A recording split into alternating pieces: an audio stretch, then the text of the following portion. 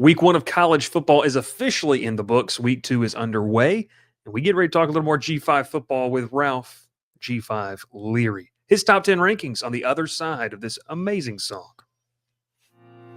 Pile in here and make yourself feel at home. The crowded booth is coming on. The Crowded Booth with Bryce Coon.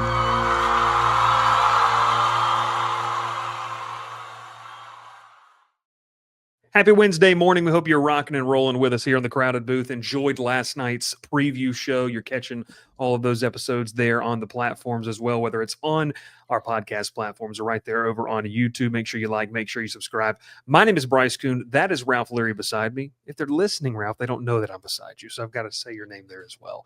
But hey, this is our weekly G5 show where we rank the top 10 teams in the group of 5. And Ralph, it's safe to say you got a bit of a shakeup. Before we get into the names and the teams, look, it's preseason. We think we know what we're going to see. Things take it for a turn for the better or for the worse for some of these teams. Let's go ahead and let's just get into it. Let's throw the rankings up. Yeah, There we go. For our audio listeners that maybe don't know or can't hear, or obviously what can't hear, they can't see what's happening. The week 2 top 10 group of 5 rankings per Ralph Leary. He's got Tulane number 1, South Florida number 2, Navy 3, Memphis 4, App State 5, UNLV 6, 7 Boise State, 8 James Madison, 9 Liberty, 10 Western Kentucky. Look, we can praise Tulane for their win, and I talked about it, on Monday Night Show. John Summerall was my winner of the week. No reason to really go deep into that one, but I'm really intrigued about South Florida. The big win against Boise last Thursday, where they got another big date. By the way, Boise State, Florida, and Miami is the Bulls' first 3 games. Out Golish is not running away or ducking the smoke. Ralph, talk about the Bulls. Why are they number 2 for you? Their overall performance. I mean, they legitimately took belt to Boise State on a Friday night at home. Opening first game this season. Boise State coming off a playoff run last year. Had the fan vote Heisman champion, which is still my Heisman champion today, and Ashton Genty. They lost so much, and everyone's big question was, can they rebound? And they said that they could because Maddox Madison was back. They got some transfer running backs in. They got some guys. They refilled all their holes, basically. They were wrong. South Florida abused them offensively, defensively, shut them down most of the entire game, honestly. I'll tell you one thing, and we saw him in 2023, and Byron Brown, the quarterback, had a rough year last year, got hurt, really couldn't play much of the year, but this kid is unreal. He doesn't, and you saw that Alex Golish is not running away from anybody. Byron Brown does not run away from anybody. He wants to run through you. He seeks, hitting people. That's what he wants to do. There are 2 plays in that game where he just runs over a safety who's beelining for him. He does not care who you are. He's going to run through you. And I tell you, Alex Golish, a great defensive coordinator at Tennessee a few years ago, took this job, and people kind of question what his capabilities were going to be down there. He is turning this program around in the right way. And I think about, I want to say, is it 2006 when USF was in the top 5 at one point in the season? Oh, yeah. They were number 2 in the country. Yeah, that will not happen again. But this South Florida team is dangerous, and I like it because they got a lot of good weapons on this offense, and this defense is just nasty. They get after it. They play really well under Golish's defense, and that's just what South Florida's going to be from here on out. It's just they're going to be nasty until Golish goes and gets in there a great head coaching job. They're going to be a fun team to watch this year. I'm sorry, golly, this makes me feel even older. This was 18 years ago. South Florida's number 2 team in the country after beating UCF 64-12. They weren't even a decade old as a program. The Bulls, though, flying high after week number 1. And like I mentioned, look, they've got big games and big opportunities. They play at Florida this weekend. They go to Miami and play Miami the next weekend. This is massive. Like, you're talking about a team, Ralph, that could quickly, if they could somehow split those 2 P4 games, they might jump Tulane. Like, I know Tulane's got a big matchup, in 2 weeks as they welcome Duke, but this South Florida taking on an SEC and an ACC team after taking on the premier, and you had them there, the premier G5 program entering 2025. I mean, this is how you build a resume if you're a G5 team. Like that, Well, thing, that's the biggest thing. I don't think anyone had Boise State anywhere lower than 1 or 2. Like honestly, going into the season. Yeah. I mean, we all thought they were going to be the same team they were last year. They were going to walk through their conference, and they got smacked in the mouth week 1. And it kind of shows you that not every G5 team is just some powerhouse in their conference where they're going to walk through and get blown out in the playoffs. There are some teams that can fight back, and I said last year Tulane was a team that could fight back, and then I go back to Liberty 3 years ago. They played Oregon in the Fiesta Bowl, I think was what it was. That was the worst performance a G5 team's ever played. It was awful. Yeah. Brutal. All right, he's got South Florida there at 2. We know what Navy is continuing to build up there. Memphis was in and around this parts. Talk to me about App State, one of those Sun Belt teams rising, getting up to number 5 in your rankings. Yeah, I really was there was a sluggish start for App State. Played Charlotte in that Duke's Mayo kickoff, which a lot of people probably didn't watch that game, Bryce, and I don't blame them. It wasn't some spectacular matchup. But really, I started kind of seeing what App State was about. Dowdell Loggins' first year. They just really kind of came together. AJ Swan stepped into the starting quarterback role. Joey Aguilar's out. He's at Tennessee now. AJ Swan stepped in a big role and played a great game. Slung the ball in the first half. Yeah, 370 through the air. They ran for 180 as a team. They threw for 400 as a team, by the way. The backup quarterback, J.J. Cole, threw for 36 yards on 4 passes. On 4 attempts. I mean, they literally destroyed Charlotte. Now, I'm not saying Charlotte's some great team, but it shows you App State's got some weapons this year, and they're going to be a fun team to watch. And they're always a fun team to watch. I mean, go back to like 06, 07 when they beat Michigan at the beginning of the year. And in the years they beat A&M 2023. They competed against North Carolina back-to-back years, beat them one year, I think. I have to go one of those Matt Brown years. Yeah. But either way, App State has been one of those teams that you always got to look out for.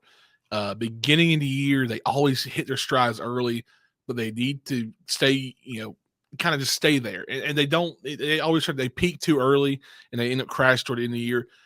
I don't think that's going to happen this year. I think App State's going to really have a good, strong chance. I had Louisiana winning the Sun Belt. After what I saw this last weekend, Louisiana might not win 7 games. Yeah. You don't lose the food.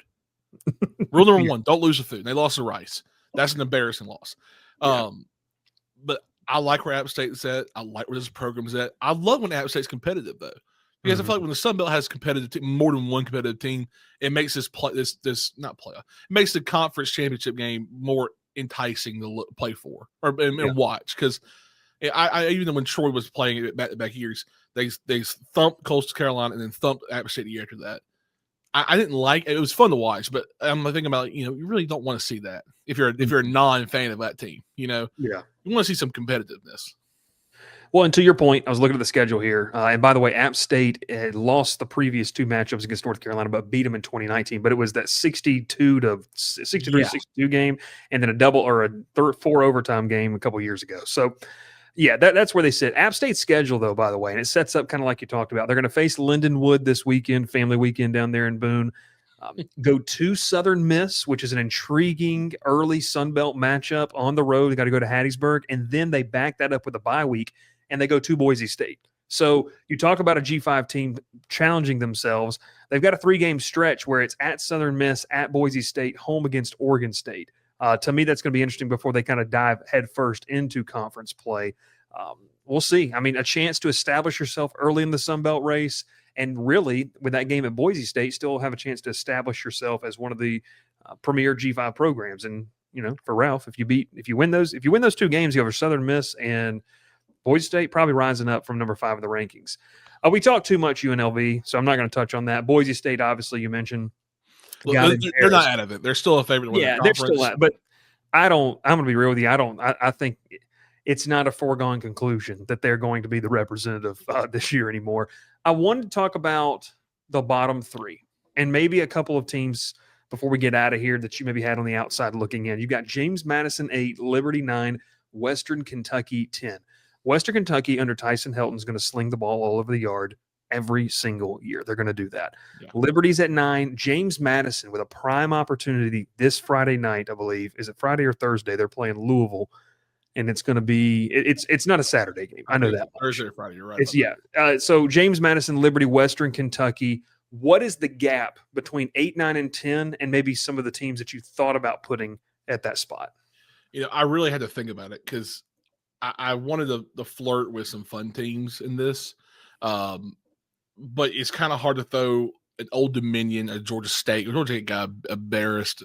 Old Dominion put up a good fight against Indiana on Saturday. I thought they were a fun team to watch.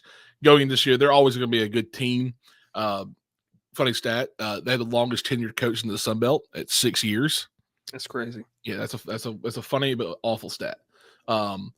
Look, I love Army, and I will always love Army. I love triple option.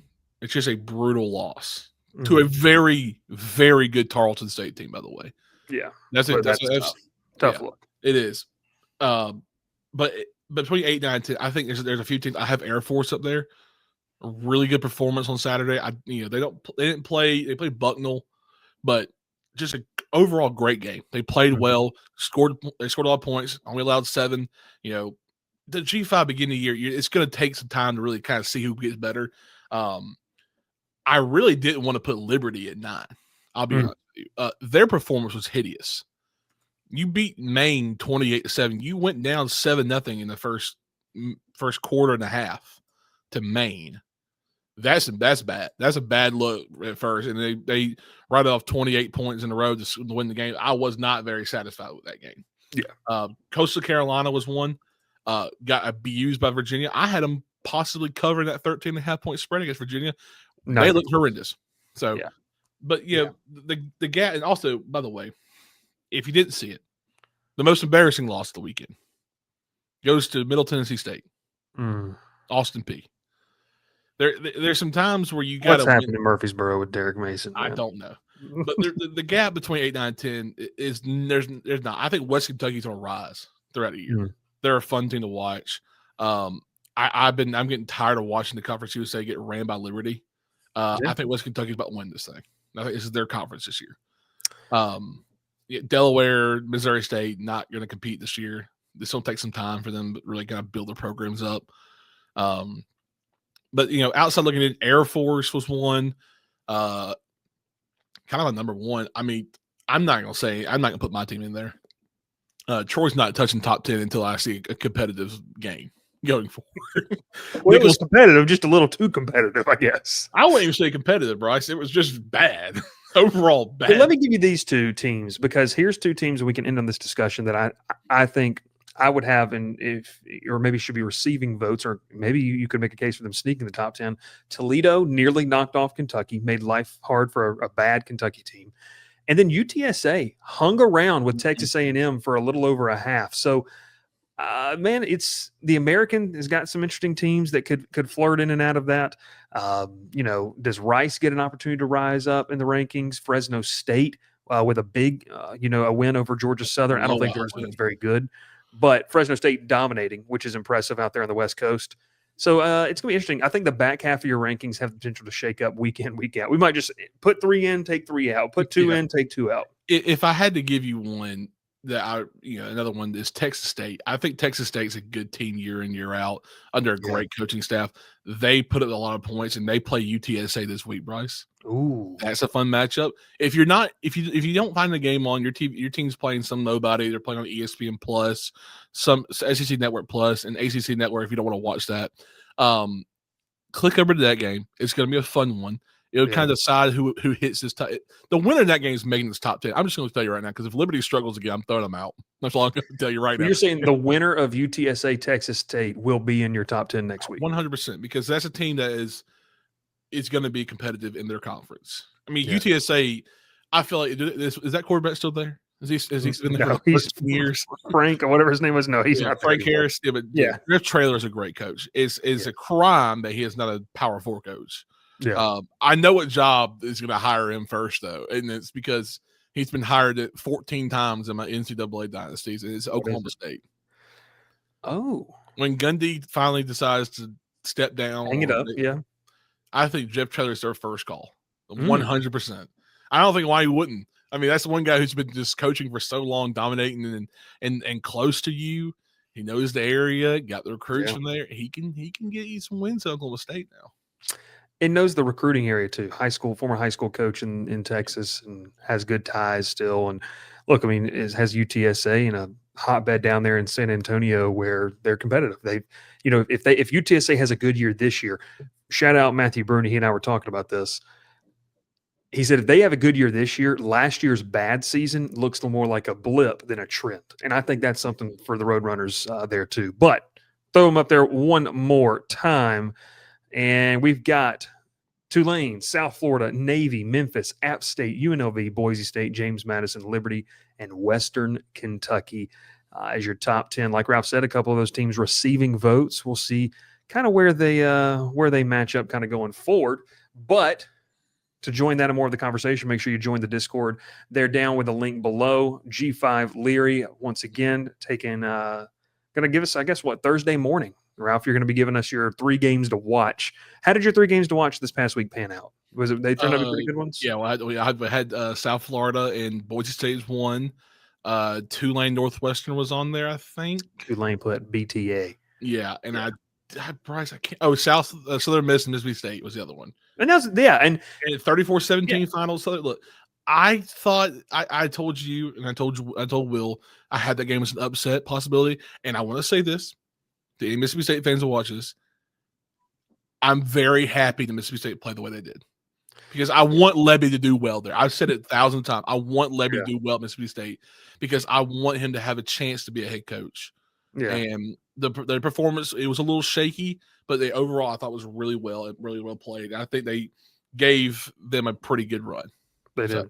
Yeah, and Mississippi State, you could tell like the physical difference. Started to lean on them a little bit there. Yeah. Fluff Bothwell, the running back out there for the Bulldogs, he's all-name team. Former G5 running back. Former G5 merchant running back. He saw his former quarterback get abused last night. Oh, God, that was terrible. Talk about a G5 team. Move them down. All right. G5 Weekly, we talk about it. We get the rankings. Ralph talks about 3 questions or so about why he has those teams in there and who could sneak in next week. Make sure you check us out on all those social media profiles so you can know when Ralph drops the rankings and also when he is going to be putting out his games of the week. Once again, we appreciate you watching, appreciate you listening on those platforms, and we will catch you, I guess if you're just watching this, we hope you watch more than this. We'll catch you next time, though, here on the Crowded Booth. Pile in here and make yourself feel at home. The Crowded Booth is coming on. The Crowded Booth with Bryce Coon.